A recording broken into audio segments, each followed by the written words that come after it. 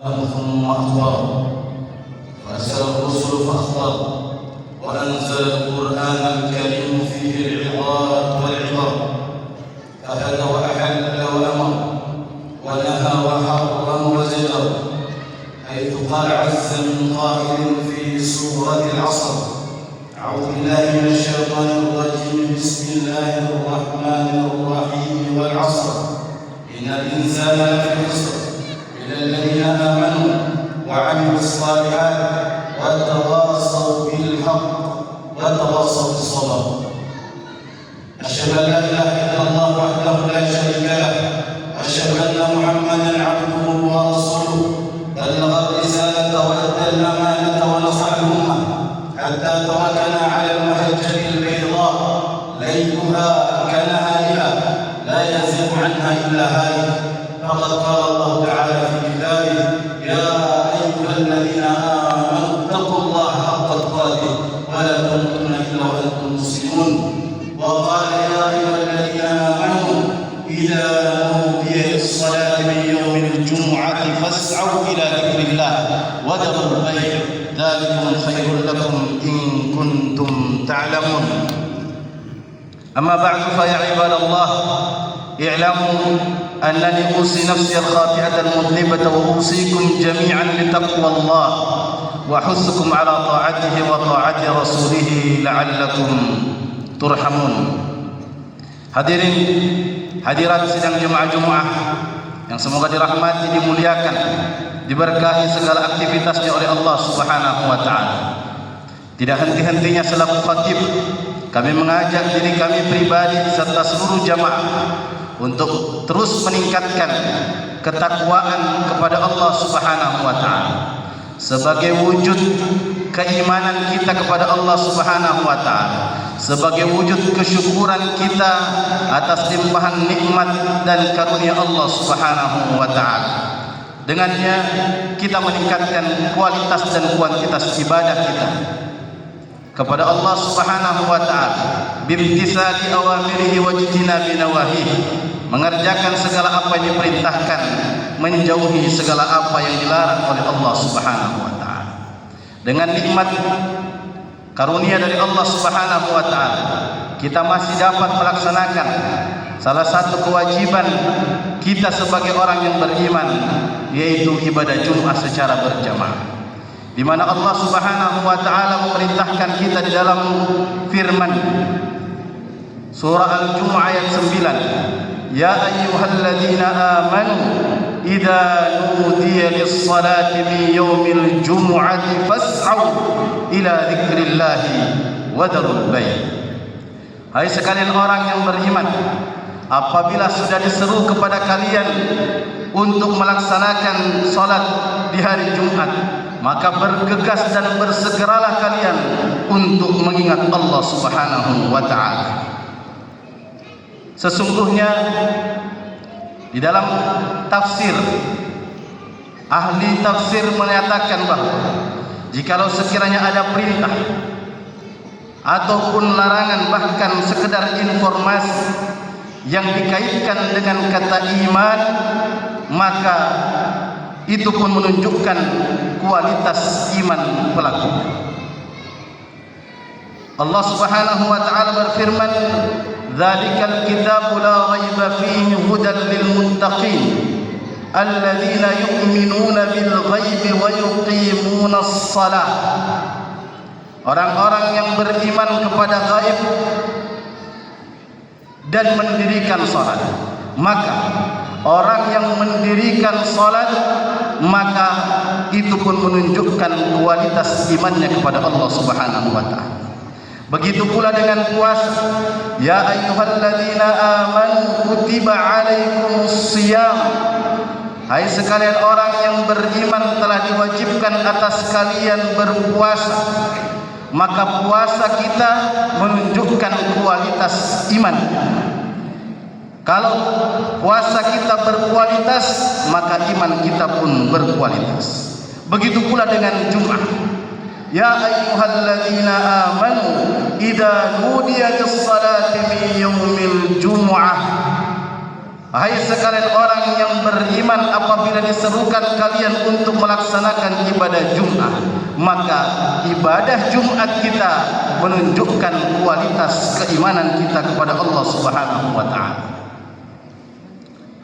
Dalam hitungan umat manusia, terhitung dari usia balik, paling tidak kalau sejak balik sampai usia kita saat ini yang berumur 20 tahun, paling tidak kita sudah bertemu dengan Jumat kurang lebih 432 kali.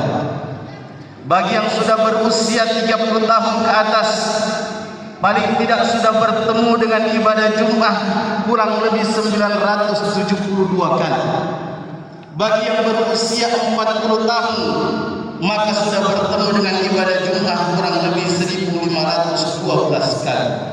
Lebih daripada itu, ribuan kali kita bertemu dengan ibadah Jumat. Maka pertanyaannya, sudah berhasilkah Jumat meningkatkan keimanan kita kepada Allah Subhanahu wa taala? Alhamdulillah, sejauh ini kita masih tercatat sebagai orang yang beriman. Namun kualitas keimanan kita tergantung dengan kualitas Jumat. Kualitas Jumat kita yang diharapkan bukan hanya sekedar datang, duduk, bahkan terkadang tidur kemudian pulang tanpa membawa bekas. Akan tetapi yang difirmankan Allah Subhanahu wa taala, "Fas'au ila dzikrillah." Bergegas untuk mengingat Allah Subhanahu wa taala. Ibadah Jumat kita laksanakan untuk mengingat, berzikir kepada Allah Subhanahu wa taala. Di mana zikrullah? Menurut para ulama, fungsi dari mengingat Allah Subhanahu wa taala, pertama, kita mengingat Allah Subhanahu wa taala untuk memotivasi kita untuk melaksanakan ketaatan kepada Allah Subhanahu wa taala. Dan yang kedua, yaitu kita mengingat Allah Subhanahu wa taala untuk terhindar dari dosa dan maksiat kepada Allah Subhanahu wa taala. Allah Subhanahu wa taala berfirman, "Innani ana Allah, la ilaha illa ana fa'budni wa aqimis salata li dzikri." Sesungguhnya saya adalah Allah Subhanahu wa taala, tidak ada Tuhan selain Aku. Fa'budni, maka sembahlah Aku, wa aqimis salata li dzikri, dan jadikanlah salat untuk mengingatku. Begitu pula dengan bacaan Al-Quran.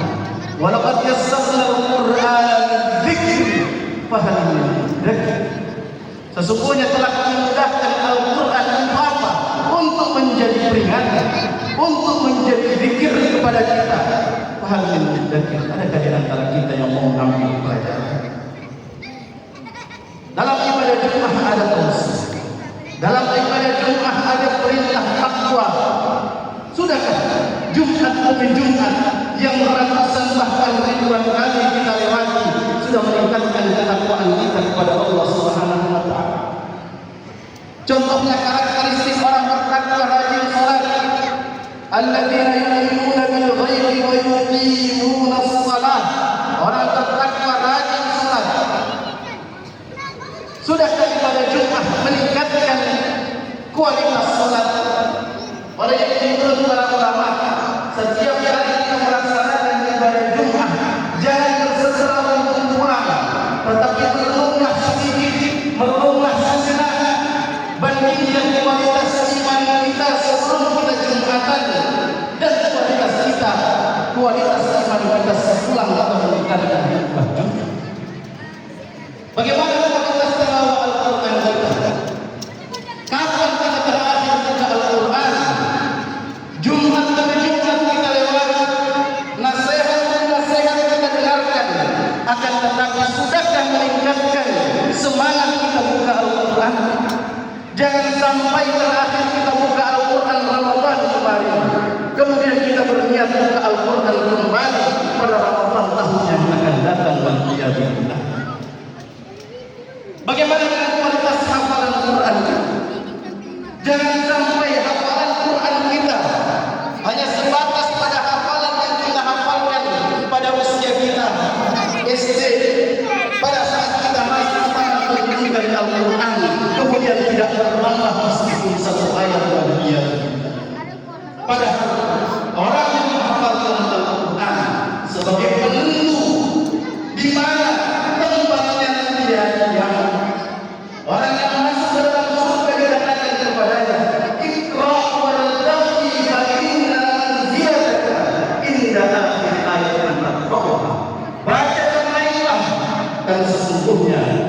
tempatmu di surga nanti pada ayat terakhir yang engkau baca. Ayat terakhir yang engkau sering hafalkan ketika engkau hidup. Begitu pula dengan fasilitas beliau yang Allah Subhanahu wa taala telah anugerahkan kepada kita. Sudah kita gunakan untuk mengingat dan mendekatkan diri kepada Allah Subhanahu wa taala. Kendaraan, pekerjaan, tempat tinggal sudah kita persembahkan untuk ibadah kepada Allah Subhanahu wa taala. Sedang kepada Allah Subhanahu wa taala. Kemudian zikir yang kedua, yaitu mengingatkan kita agar terhindar dari maksiat kepada Allah Subhanahu wa taala. Orang yang mengenal Allah mustahil melakukan dosa dan maksiat. Orang yang mengenal Allah Subhanahu wa taala selalu merasa dilihat, selalu merasa diawas, selalu merasa diperhatikan Allah Subhanahu wa taala. Oleh karena itu, orang yang mengenal Allah Subhanahu wa taala pulang dari salat Jumat mustahil mengambil sandal bukan milik. Orang yang pulang dari salat Jumat mustahil mengambil harta bukan milik. Orang yang beriman mustahil bikin dosa. Rasul mengingatkan la yazni zani hina yazni wa huwa mu'min. Tidaklah berzina orang yang ketika berzina sedangkan dia sedang beriman. Maka mustahil ada orang yang berzina mengucapkan doa sebelum hubungan suami istri. Wala yashrabul khamra hina yashrabu wa huwa mu'min. Tidak ada orang yang minum minuman keras ketika dia minum sedang dia beriman. Maka mustahil ada orang yang minum khamr baca bismillah. Wala yasriqus sariqu hina yasriq wa huwa mu'min. Tidak mencuri orang pencuri ketika dia mencuri kemudian sedang dia beriman. Oleh karena itu, mari bertanya dan introspeksi pada diri kita sekalian.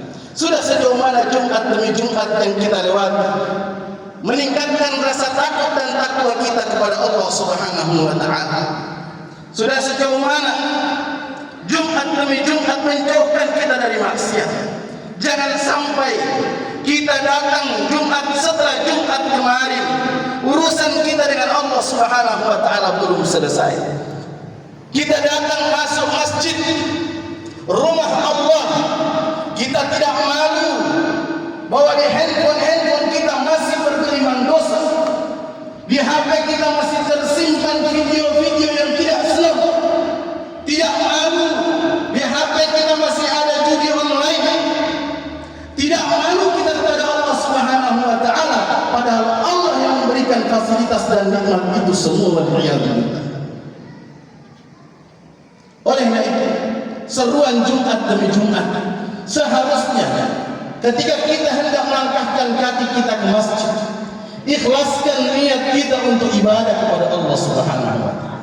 Niatkan saya ke masjid untuk mendapatkan cas iman, penguat iman yang menjauhkan kita dari kemaksiatan, mendekatkan kita kepada ibadah kepada Allah Subhanahu wa taala.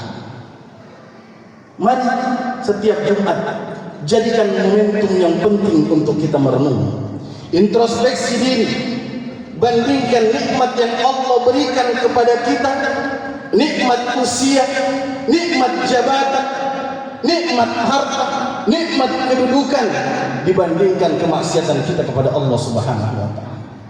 Siapapun kita, apapun profesi kita, pejabatkah kita, pengusahakah kita, rakyat jelatakah kita, semua pasti dimintai pertanggungjawaban di hadapan Allah.